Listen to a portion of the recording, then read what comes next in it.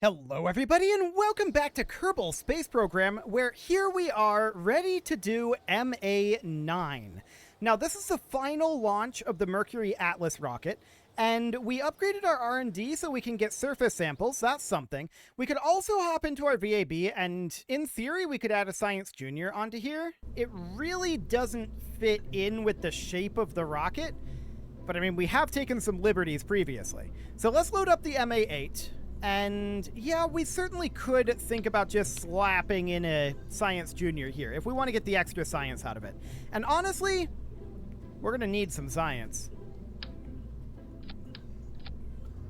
It definitely throws off the proportions of the rocket.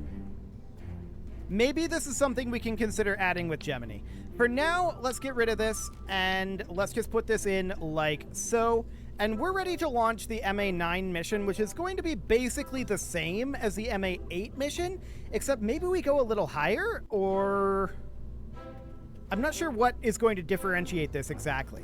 We're going to grab surface samples. That's definitely something that we're going to do. And let's put this out on the pad. We'll grab our surface sample right away. Of course, we can only grab surface samples from the pad and from our landing site. So that's going to be a fairly limited amount of science for the time being. That said, we do have most of the science that we need. We can grab a mystery goo observation right here, apparently. Okay, we'll grab that, and then we'll grab our EVA report that we apparently don't have. I'm fairly certain we do have that. We'll grab our surface sample, and now let's recover this. And let's just take what science we can get there. So that will be on its own handy. And then from there, the question at that point, of course, becomes, what are we going to do when we actually fly MA-9? I don't know. This was the final solo flight for the Americans. So that's great. I mean, we get 9.2 science out of it. We can definitely hop on in here again, and we can put this back out on the pad. I should have just done this via the launch pad. But we can put this back out on the pad, and we can grab our surface sample again and this time store it. We don't have to recover this vessel every time. We can just store this in our experiment storage unit. That will be absolutely fine for the moment. This will get us the majority of that remaining science, so we'll EVA. We'll grab our EVA report, which is still saying we don't have it. I don't believe it, though. I believe that that is incorrect. We're going to collect all of this data up here. We could even EVA and grab another surface sample, and that will basically wrap that up. Okay, let's go ahead and lift this thing off and make our way into orbit one last time in the Mercury program. We've still got a couple of Vostok launches, but this is the final launch of the Mercury Atlas. Let's go. That always feels like such a low thrust to weight, but this thing is actually quite powerful. We could probably, if we were smart about it, do a moon flyby. If we were smart about it. But that's not our mission here, of course. We're just going to slowly lift off and adjust our roll a little bit. Cool. Our heading is definitely a bit off. But we're just heading right on over very, very gently until we make our way into the prograde marker. Just trying to hold on that 90-degree marker. We're trying to pull off to the south, actually, for some reason. I'm not entirely certain why we're trying to pull off to the south, but we definitely are. So I'm having to correct for that. What is our current apoapsis? 12 kilometers. I feel like we're a little far on our gravity turn right now to be at 12 kilometers. We'll hold here until about 20. There we go. And now we're going to start heading over a little bit again. This will be a little bit more difficult. We have some aerodynamic effects going on here, no doubt about that one. We've also picked up a little bit of a roll, but let's just make our way on over to the prograde marker. We're now in flying high. And I'm going to grab our mystery goo observation here, since we do still apparently have some science we can grab out of that. We cannot reset our science at this point, but that's fine. And we're just punching our way up through the atmosphere. We're definitely moving pretty quick here. No doubt about that. But that's 70 kilometers. We're going to push this up to a little over 100, like 101. 90 kilometers. And that'll do. Cool. So we'll coast here for a bit, and we are, of course, going to add a maneuver here. And we'll just circularize that on up. Beautiful. Now, I'm remembering that I forgot to enable crossfeed on these, and at this point, there's not really a point in doing this in the VAB because the Atlas rocket is going to be retired after this flight. So there's not much reason to do that right now. I'm just going to decouple our launch escape system now. This is more like what would actually happen. We would just ditch it. They would not attempt to juice the extra delta V out of it. So we're just going to ditch that for the moment. We've got plenty of delta V in this thing, right? I'm very deeply unconcerned about our delta V quantities. I do want to merge those together, though, those two stages. That'll be fine. So we're just going to slowly rotate on over to the maneuver node, and let's time warp on forward. Cool. So we'll continue to time warp here, about another minute, 40 seconds, 30, 20, 10, and mark. Cool. So let's get ourselves into space here. Naturally, what this actually means, because we have that coast period, is that technically our high atmosphere delta V is, or rather high atmosphere thrust to weight is a little too high. But that's fine. We're virtually, it's not a super circular orbit. It's good enough. So what do we want to do from here? Well, I think this time we should consider raising up our apoapsis to somewhere we haven't gotten to before, maybe 2 million. We're just kind of pushing the envelope here, right? So somewhere around 2 million. And maybe we can try circularizing. We can see what kind of delta V that's going to require, but I suspect we can pull that off. So we'll try circularizing in high orbit and just sitting in high orbit for a bit. That's definitely pushing the envelope here. We haven't done that one just yet. So we're going to align here, and off we go. Beautiful. We'll realign, and we're going to warp ourselves forward about another minute here. 40 seconds, 30, 20, 10, and 3, 2, 1, 0, mark. Cool. So we'll push this right on up. Little further. That'll do. Beautiful. Now, what's this going to take to circularize? About 400 delta V? That seems quite doable. Yeah, I like it.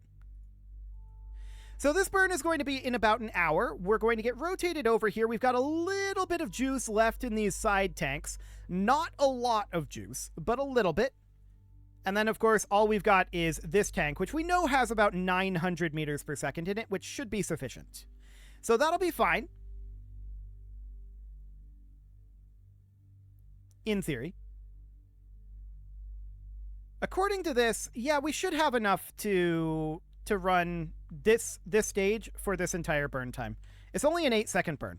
So let's go ahead and warp here. We're going to warp forward about an hour. I thought I saw something pop up here. We can definitely grab our in-space high mystery goo observation. It's a tiny, tiny amount of science, but we'll certainly grab that.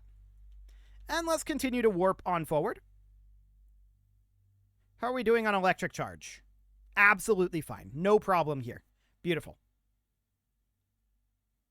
So we've got about a 15-minute warp yet.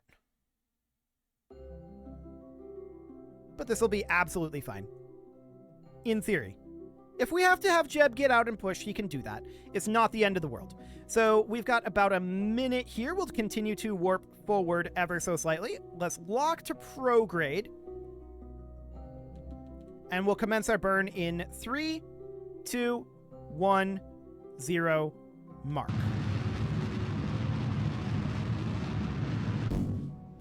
Okay, that's all we've got in our Atlas, so we're going to have to get the last little bit out of our spacecraft, our Mercury vehicle. That'll be absolutely fine. We'll just get this last little bit here. Good enough. So here we are circularized at 2 million. Beautiful. So now the question is, how many orbits did this do? 22 is the answer. This did 22 orbits in reality. They did not, I don't think, circularize in high orbit, but they did get 22 orbits done. At this stage, like I've said before, the primary focus was on longer and longer duration space flights. This is not something that KSP rewards in any meaningful way.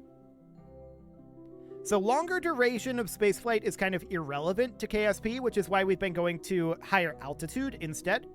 So they made 22 orbits. That's great. We're not going to do that. We're going to bring this right on down. And we're going to slap this at about... Yeah, that's actually about perfect.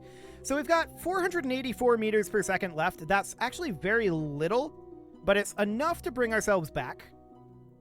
Phenomenal. We'll just get positioned here. And let's warp on around. Again, they made 22 orbits in reality. So we're going to continue to warp forward a little bit here. 30 seconds, 20, 10, and 3, 2, 1, 0, mark. So this is going to be the majority of our remaining fuel to bring us back. And we're mostly just watching this periapsis and angling for about 20 kilometers. And we'll do a little bit of a braking burn on the way in, I'm sure. But there's not going to be much fuel left. That's definitely going to be the case. 40 kilometers, 30, and that's good enough. Okay, so 20 kilometers. Looks good.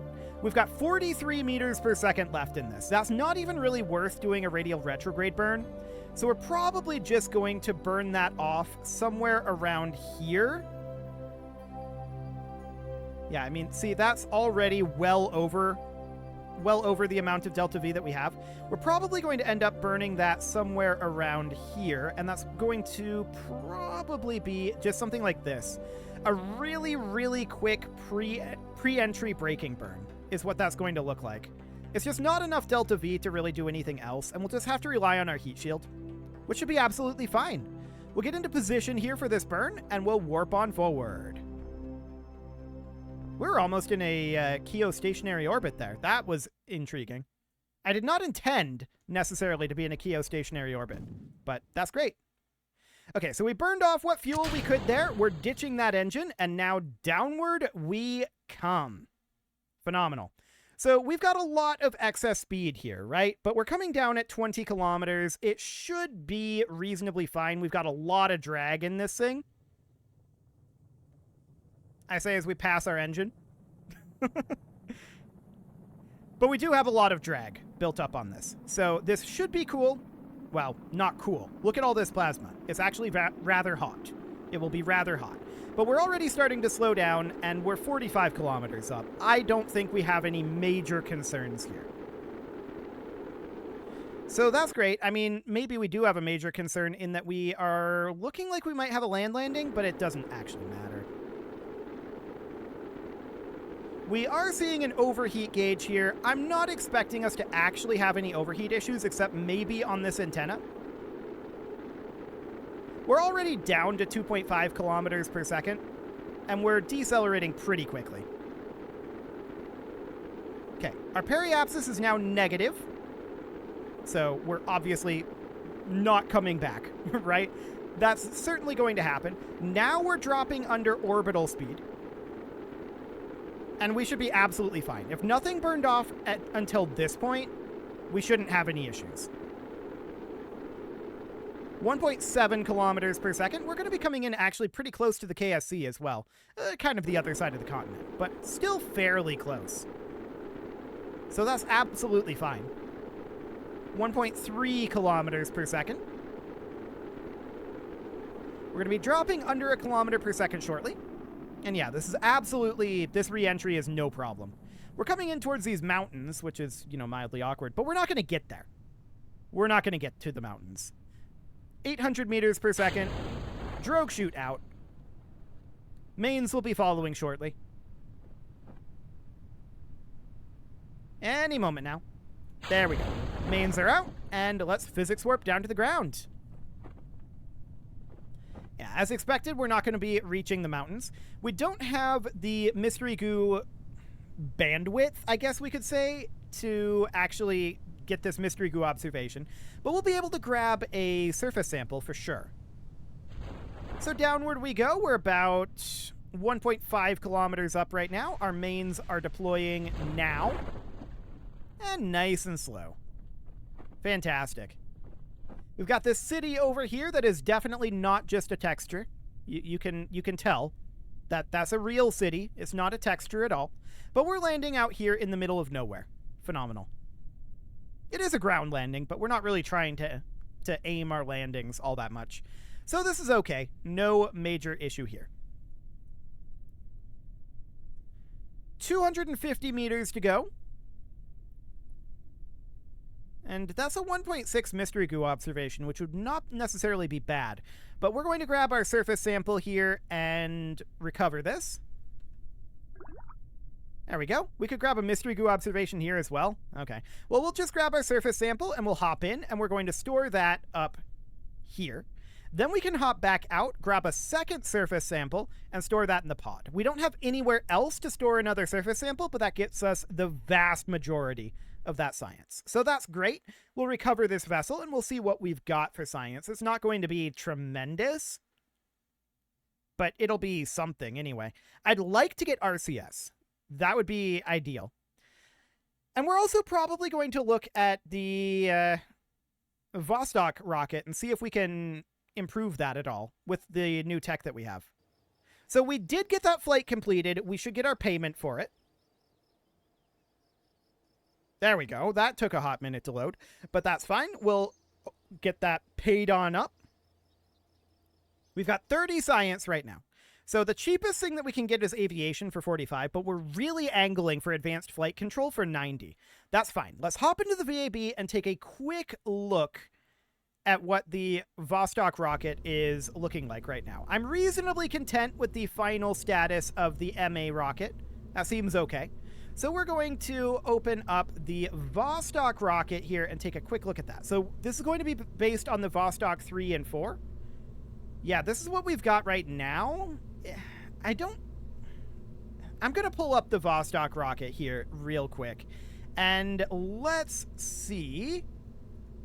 Vostok. Okay. So the Vostok rocket, of course. Oh, that's a very grainy photo. Okay, let me hop on over here. Here we go. This is a copy of the rocket, but it starts off like this and then it tapers down. So it's kind of the inverse of the Atlas rocket, and then these guys taper in. We can't do that tapering at this point, but we can definitely make some alterations here. Well, we can kind of approximate this. We can see that there's like 4 rocket engines under each of these. This would be really expensive, what I'm thinking about right now. But let's hop back over here and take a quick look at what I'm thinking about. So, basically, we take this off. And then the whole fairing up top is larger than this. We have access to the KB2. That's not really a larger size. So I think we're going to have it be like this. This is going to be a little strange looking, really, because we would adapt this out. And then it would go down a little bit. Maybe something like this before adapting back down. So then that would end up being one of these guys adapting down this way. And then this would get attached here. And then these guys would go up. We would need to redo these in their entirety. They would end up being like Rockamax sized. And they would be down here like this. And then we would end up tapering them. Yeah, and then we've got these guys. Actually, I forgot about these. So it would end up being something kind of like this, although that kind of clips together. So that's an intriguing setup for getting this done, right? So this would end up being, we can certainly toss in like another T200 here. And then these guys, they're going to need to be a lot of engines over here. But we know that this was set up in like groups of 4, right? So we could do something kind of like this. And that certainly gets a lot more expensive. I don't love the positioning on these. They're probably going to be very awkward. I'm just going to snap these into position for right now. And just make sure that they are relatively even. Yeah, that's much better. So this would end up being something kind of like this. Now, this clips together up here. I have a distinct feeling that this is going to decouple in a fiery explosion. We'll see what ends up happening with that, but we can certainly do something along the lines of this. It's better, no doubt about that. So then we would end up changing the coloration of these to be something kind of like, yeah, those are already set to be white. Okay, cool. So that would end up being something kind of like this, right?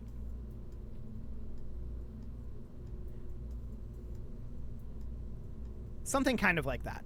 Now, in reality, these would move in and actually merge with the rocket itself. One thing we might want to consider doing, actually, is taking this off and having these be what are merged onto the radial decouplers, having the radial decouplers being like up here. Oh, this doesn't actually connect. Okay, in that case, if we can't have these be radially connected, this is going to be about the best we can do. This is definitely an improvement on the visuals, no doubt about that. And I would like to have a strut coming in something like this kind of ruins the visuals in a sense. Something like this, and then we would have these guys be ducted in from the outside in, kind of like that. And then this would be designed to do a Korolev cross, right? I don't know how that's going to go with the decoupler here. I suspect that's not going to be the greatest thing in the world. I have a strong suspicion about that. So we should run a quick test here before we end the episode and run our next Vostok flights to see how that decouple is going to go. I suspect the answer to be not well. We'll just move these guys together for now. That's definitely... Yeah, this is too heavy. We would have to upgrade the launch pad. That's fine. We can do that. We can afford to upgrade the launch pad. But this is definitely a much heavier rocket than what we had before. So we do actually have the tech to make the Vostok much more similar. I'm concerned about our staging here. Let's upgrade that, no problem, and then let's launch our Vostok 3/4 that we updated here. I should have renamed it, but let's just launch this. I have no idea what the thrust to weight on this is. I should have looked at that. It's probably kind of high, if I had to guess. These are T-45s, though. We'll see. And also, how expensive was this thing to launch? I should have checked that, too. I'll have to go back and check that one. Okay, thrust to weight is 0.34. Okay, so this does not actually launch. This does not lift at all. Noted. So that's a problem. Oh, it's probably because of this decoupler here. 1.07. That's real low thrust to weight. We could fix that, in theory. But I want to fly this and see what the Korolev cross ends up looking like. I expect it... This thing is very, very sluggish. I kind of expect this thing to explode right up over here. We'll see what happens. Oh, these have solid fuel in them? Interesting. Do these have engines? I thought that they were just fuel tanks. Maybe they're actually engines. Fascinating. we might want to utilize them just as fuel tanks. Man, is this thing slow off the pad. There's no doubt about that. Like, if you look at our speed here, it's real slow. Our thrust to weight is something that would need to be handled, but that's not actually what we're concerned about here. Oh, and we don't have fins on here. We would want to add on fins. Definitely. We would definitely want to add on fins. That is something that existed in the reference craft, so that's fine. We're just going up for now, but here's what I'm going to do. I'm going to cut the engines in a moment, and we're going to see what this ends up looking like when we have our decouple event. I'm not expecting it to be good, but we'll see what happens. Actually, that's kind of perfect.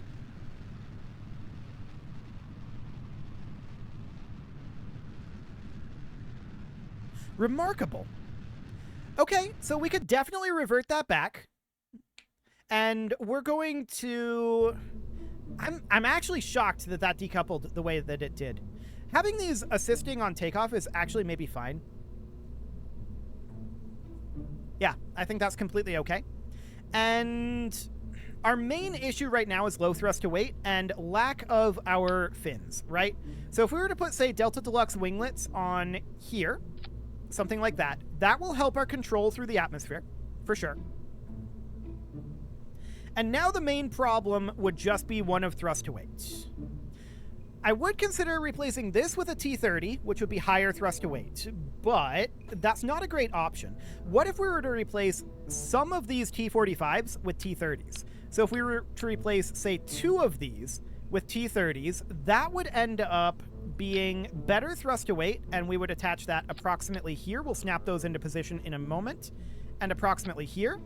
Okay, and then we'll snap those in there and there. So that should boost up our thrust to weight ratio. We would definitely want to have all of these guys be in here. That puts us at 1.19. So that's certainly an improvement. I think that's acceptable. 1.19 is not amazing, but it gets us off the pad, and this is relatively cheap as well. Yeah, I think this is fine. So we're going to be using this design for our final 2 Vostok flights. Vostoks, what were those? 5 and 6. Fantastic. With that, it is past time to put a cut in here. Not too far past, but a little past. So I'm going to go ahead and do that, and next episode, Vostok is gonna fly again. You can leave your offerings to the engagement gods in the form of likes, comments, subscribes, and bell ringings, and a very special thank you to all of the channel members for making this video possible, including ALS Gamer, Shadow Wolf, Andy McGar, Spartan News, Nick Smarty, Dimitri H, Punching the Microphone, Soccerman12 UK, Kentogan, and all the rest. And of course, you. Thank you for watching. If you'd like to support the channel, you can click the join button down below the video, and as always, I will see you all next time.